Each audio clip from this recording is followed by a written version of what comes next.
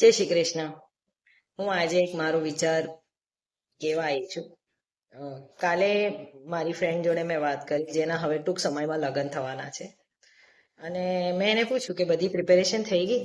તો એને કીધું કે હા, સામાન પેક કરું છું.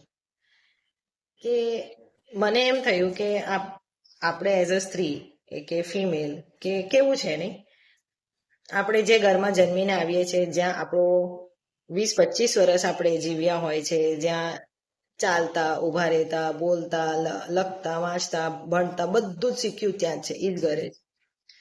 અને 25 વર્ષ થાય એટલે એ છોકરીને પોતનું ઘર, જ્યાં પોતાના મા બાપ છે, એ મૂકીને બીજા ઘરે જવું પડે છે.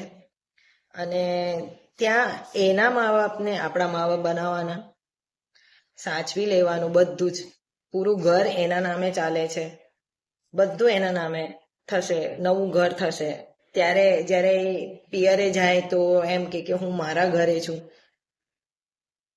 એટલે ખરેખર મને તો એક વખત માટે તો એમ થાય છે કે ભગવાને સ્ત્રીનો સર્જન કેવો કર્યો છે કે એક જ દિવસમાં એનો જે મમ્મી પપ્પાનો ઘર એ પોતાનો ઘરથી લઈને એના જે હસબન્ડનું ઘર છે એ પોતાનું ઘર થઈ જશે.